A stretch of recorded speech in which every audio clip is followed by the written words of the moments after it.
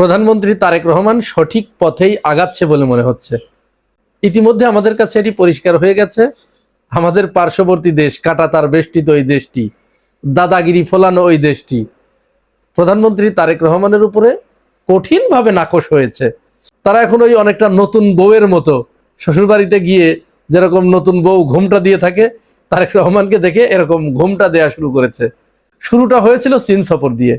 তারা আশা করেছিল বিএনপি ক্ষমতায় আসার পরে প্রধানমন্ত্রী তারেক রহমান ভারত সফর দিয়ে শুরু করবে, সেখানে যে একটু নমো নমো করবে, দাদা দাদা করবে, হ্যাঁ বলবে দাদা আপনারা ছাড়া তো আমাদের আর কেউ নাই, এইটা চিন্তা করেছিল।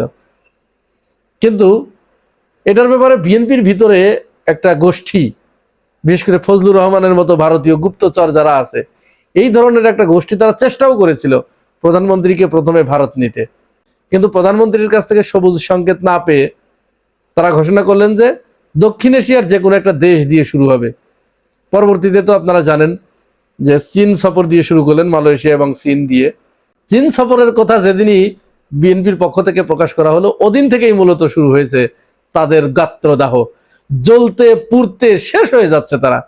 এরকম এক কথা, এত বড় সাহস, আমাদেরকে বাদ দিয়ে ওইখানে যায়, দেখিয়ে দেব। এরপর থেকেই তো আপনারা জানেন যে ভারতীয় মিডিয়ায় অসংখ্য ধরনের প্রচার প্রপাগান্ডা এমনভাবে চালিয়েছে। এমনকি জানেন যে বাংলাদেশের রয়ের স্টেশন কর্মকর্তা ছিল, তার ছেলে এখন চন্দন নন্দী, সে তো বিশাল বড় করে কলাম লিখে ফেললো।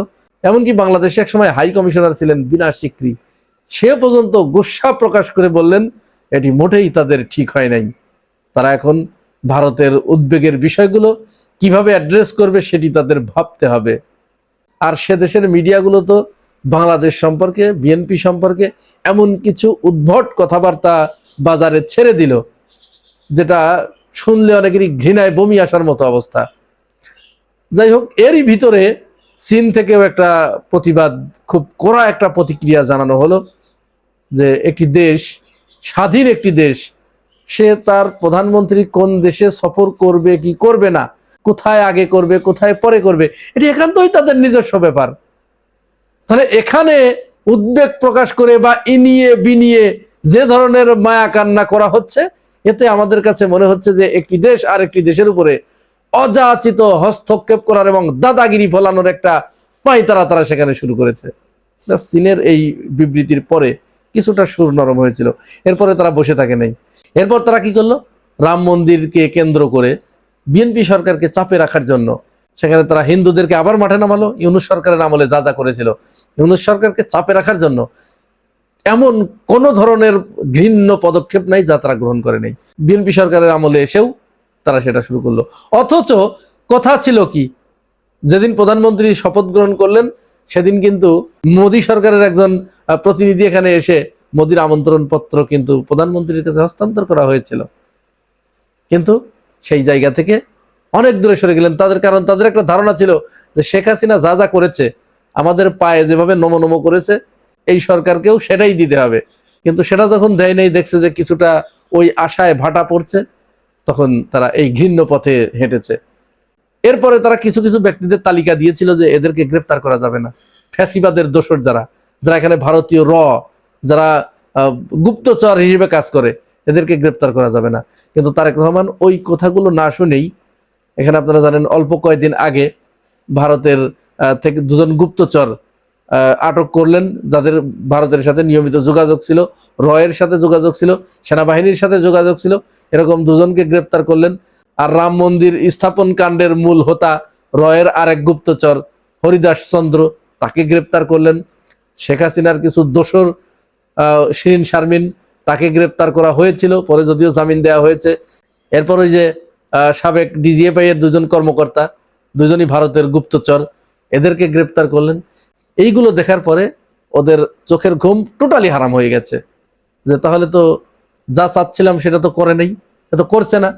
আর তারেক রহমানও এইগুলো করে একটা বার্তা তাকে দিতে চাচ্ছিল যে তুমি বিগত 17 বছর ধরে যে আকাম কুকাম এদেশের মানুষের সাথে করেছো শেখ হাসিনাকে দিয়ে, এইটা পুরোপুরি না শুধরানো পর্যন্ত তোমার সাথে আমার স্বাভাবিক সম্পর্ক হতে পারে না। বিষয়টা এখানে কিন্তু দুইটা লক্ষ্য করবেন। তারা চাচ্ছে চাপ প্রয়োগ করে, ছলে বলে কলে কৌশলে তাদেরকে এই বিএনপি সরকারকেও বা তারেক রহমানকেও হাসিনার মতো বানাতে, যে তাদেরকে নমনম করুক। আর তারেক রহমান যে কৌশলটি অবলম্বন করেছে সেটি হচ্ছে যে, না, তুমি চাপ প্রয়োগ করে আমাকে তুমি আর নথি স্বীকার করাতে পারবে না, আমার সাথে তোমার ডিলিংস হবে, এই ডিলিংসটা হতে হবে তোমার বন্ধুত্বপূর্ণ সম্পর্কের মাধ্যমে, দাদাগিরি এবং ছোট ভাই বড় ভাই এই ধরনের চলবে না, সমমর্যাদার ভিত্তিতে, সমতার ভিত্তিতে তুমিও যে সুবিধাটুকু পাবা আমাকে সেই সমান সুবিধাটুকু দিতে হবে। আর সর্বশেষ ওই দাদা বাবুদের মুখে চরমভাবে একটা চপেটাঘাত করেছে ভারতের অন্যতম একজন কুশীলব মুজাফফরকে গ্রেপ্তারের মাধ্যমে। মুজাফফরকে গ্রেপ্তারের পরেই তাদের ঘুম যাও একটু চোখে ছিল সেটা একেবারে পুরাপুরি ছুটে গেছে। মুজাফফর হচ্ছে শহীদ প্রেসিডেন্ট জিয়াউর রহমানের হত্যাকারী।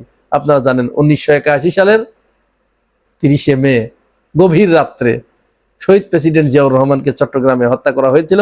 সেই হত্যার পরে প্রধান যে আসামি ছিল এই মুজাফফর, কর্নেল মুজাফফর, ভারতে পালিয়েছিল। পরে কোনো এক ফাঁকে সে বাংলাদেশে এসে এই বনানী ডিওএইচএস এর ভিতরে থাকতো, পরিচয় গোপন করে, তার নাম পরিবর্তন করে, মুজাফফর নাম পরিবর্তন করে কোন একটা হিন্দু নাম সে গ্রহণ করেছিল, এখানে এসে লুকিয়ে থাকতো। এবং এই যে 45টা বছর সে এখানে লুকিয়েছিল, এই 45 বছরে একজন ব্যক্তির সাথে তার নিয়মিত যোগাযোগ হতো, সে হচ্ছে ওই যে মাসুদ উদ্দিন, ডিজিএফআই এর সাবেক কর্মকর্তা। ওটাও ভারতের র এর গুপ্তচর, আর এটা তো গুপ্তচর ছিলই। এই সূত্র ধরে এইখানে যে মুজাফফরকে যে গ্রেপ্তার করা হলো, এই গ্রেপ্তারটা ভেরি ইন্টারেস্টিং। একটু বলি, হত্যাকাণ্ডের পরে সে পালিয়ে চলে গিয়েছিল। এরপরে কোন এক ফাঁকে এসে বনানী ডিওএইচএস এর ভিতরে সে তার শ্বশুরের একটা ফ্ল্যাটে থাকতো, নাম পরিচয় তার চেহারার সুরত সবকিছু পরিবর্তন করে ফেলেছিল। এরপরে এই মুজাফফরের মেয়ে ভারতীয় একটা কোম্পানি, আপনারা জানেন এয়ারটেল, সেই এয়ারটেলে চাকরি করত। এইটা গোয়েন্দারা খুঁজে বের করে, এই মেয়ের প্রতি তারা নজর রাখতে শুরু করে, নজরদারিতে রাখে, মেয়েটা কোথায় যায়, কোন বাড়িতে ঢোকে, এই বাড়িটা মোটামুটি একটা ঠিকানা তারা শনাক্ত করে। তো যখন নিশ্চিত হয়ে যায়, ওই দিন গত বৃহস্পতিবারে গভীর রাতে তারা ওই বাড়িতে প্রবেশ করে, এবং প্রবেশ করে ডিবি সেখানে একটা নতুন কৌশল অবলম্বন করে। আমরা আপনার মেয়ের কলিগ, ওই অফিস থেকে এসেছি, আপনার মেয়ের সাথে কিছু কথা বলতে চাই। তো মুরব্বী এসে দরজা খুলে দিলেন। খুলে দেওয়ার পরে বলছে, এত রাত্রে আমার মেয়ের কলিগ আপনারা অফিসিয়াল কাজে আসছেন, তো কি কাজ যেমন আমাকে বলেন। তো ডিবি তখন বলছে যে, মুরব্বী আমরা তো আপনাকে চিনি না, আপনি কে? আমরা আপনার মেয়ের সাথে কথা বলতে এসেছি, তাকে একটু ডাকুন, আমরা তার সাথে কথা বলে চলে যাই। অপরাধ করলে অপরাধ কোনোদিন সে লুকাতে পারে না, যতই সে গোপন রাখুক। মুখ ফুসকে বের করে ফেলেছে, আমি মুজাফফর, আমি ওর বাবা, আমাকে বলেন প্লিজ। আর এই যে কথাটুকু, এই যে কয়েক সেকেন্ডের যে কথোপকথন, এর ভিতরে এই মুজাফফরের এই নাকের উপরে, যে ঠোঁটের উপরে একটা তিল ছিল। ওই সময় যখন এই হত্যাকাণ্ডটা ঘটে, তখনই মোটামুটি এই ওর একটা চিত্র এঁকে ফেলেছিল। তো এইটা নিয়ে তারা গভীরভাবে পর্যবেক্ষণ করতো এবং এইটা নজরে রাখতো যে তাহলে একে খুঁজতে হলে এইটা লাগবে, এই বিশেষ চিহ্নটা লাগবে। তো গোয়েন্দারা ওই সময়টুকুর ভিতরে একেবারে নিশ্চিত করে ফেলে যে হ্যাঁ, তার ওইখানে সেই কালো তিলটা আছে। আর এরপরে যখনই বলেছে যে আমি মুজাফফর, সাথে সাথে একজন পকেট থেকে হ্যান্ডকাপ বের করে ওর হাতের ভিতরে পরিয়ে দিয়েই ব্যাস টানতে টানতে নিচে নামিয়ে নিয়ে এসেছে। এই জন্য অপরাধী যতই তার সমস্ত কিছু মুছে ফেলুক, চিহ্ন মুছে ফেলুক, কোনো না কোনো চিহ্ন সে রেখে দেয়, আর সেইটার মাধ্যমে সে ধরা পড়ে। 45 বছর পরে তাকে গ্রেপ্তার করা হয়েছে। এখন ভারতীয় দালাল যারা এদেশে আছে, যারা রয়ের গুপ্তচর এদেশে আছে, এরা দাবি তুলেছে যে না, তাড়াতাড়ি তাকে যেহেতু গ্রেপ্তার করা হয়েছে এত বছর পরে, তাহলে তাকে অতি দ্রুত ফাঁসি কার্যকর করা হোক। কিন্তু আমাদের দাবি না, তাকে এই মুহূর্তে ফাঁসি কার্যকর করা যাবে না, তাকে রিমান্ডে নিতে হবে। রিমান্ডে নিয়ে তার সাথে আর কারা কারা ছিল, কে তাকে এই কাজ করতে উদ্বুদ্ধ করেছে, কেন করেছে, কত টাকার ডিলিংস হয়েছিল, এর সাথে আর কোন কোন বিদেশি শক্তি জড়িত আছে, বাংলাদেশে কারা তাকে ইন্ধন দিয়েছে, কারা তাকে সাপোর্ট দিয়েছে, কারা তাকে প্ররোচিত করেছে, কারা তাকে বেনিফিটেড করেছে, কারা বেনিফিটেড হয়েছে, এই সমস্ত ক্লুগুলো তার কাছ থেকে বের করে নিয়ে তারপরে তার ফাঁসির কার্যকর করতে হবে। জিয়াউর রহমানের খুনিকে আমরা বেঁচে থাক এটি কখনোই চাই না, তবে তার ফাঁসির আগে অবশ্যই এই কাজগুলো করতে হবে। এই কাজগুলো না করে যদি তাকে ফাঁসি কার্যকর করা হয়, তাহলে কিন্তু ওই হত্যাকাণ্ডের যে মোটিভ সেটি কিন্তু অধরাই থেকে যাবে। যাই হোক, এই সমস্ত কারণগুলোতে এই দাদাবাবুরা তারেক রহমানের উপরে এমনভাবে চটেছে, এমনভাবে তার উপরে খেপেছে, এখন তারা সর্বশেষ যে পদক্ষেপটি নিয়েছে, শেখ হাসিনাকে বাংলাদেশে ডিসেম্বরে ঢুকিয়ে দেবে, এই বয়ান মাঠে ছেড়ে দিয়েছে। ছেড়ে দিয়ে এই তারেক রহমানকে চাপে রাখার একটা কৌশল তারা অবলম্বন করেছে। আর তারেক রহমান তো এটি বুঝতে পেরেছে, বুঝেই তারেক রহমান একেবারে পরিষ্কার করে ঘোষণা করেছে যে আপাতত দিল্লি সফরে যাওয়া তারেক রহমানের হচ্ছে না। তার মানে বার্তা কিন্তু একটি দিয়ে দিয়েছে যে শয়তানি খেলা খেলছো, এই শয়তানি বন্ধ না করলে আপাতত তোমার সাথে আমার সম্পর্ক হচ্ছে না।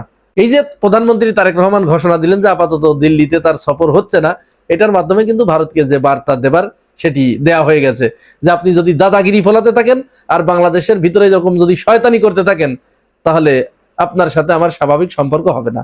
আপনি আপনার সমস্ত এই যে চরিত্রের উপরে যে কলঙ্ক লাগিয়েছেন, যে দাগ লেগে আছে, এদেশের জনগণের সাথে যে নষ্টামি করেছেন আওয়ামী লীগকে দিয়ে, ওই সমস্ত নষ্টামিগুলো নাকে খত দিয়ে আপনি আসেন আমার কাছে, ক্ষমা চান দেশের জনগণের কাছে, তারপরে আপনার আমার সম্পর্ক স্বাভাবিক পথে এগিয়ে যেতে পারে।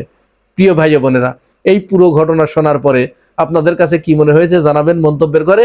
আর আপনি যদি আমার এই চ্যানেলে নতুন হয়ে থাকেন, তাহলে চ্যানেলটি সাবস্ক্রাইব করে পাশে থাকবেন। আজ এ পর্যন্তই, ভালো থাকবেন, আল্লাহ হাফেজ।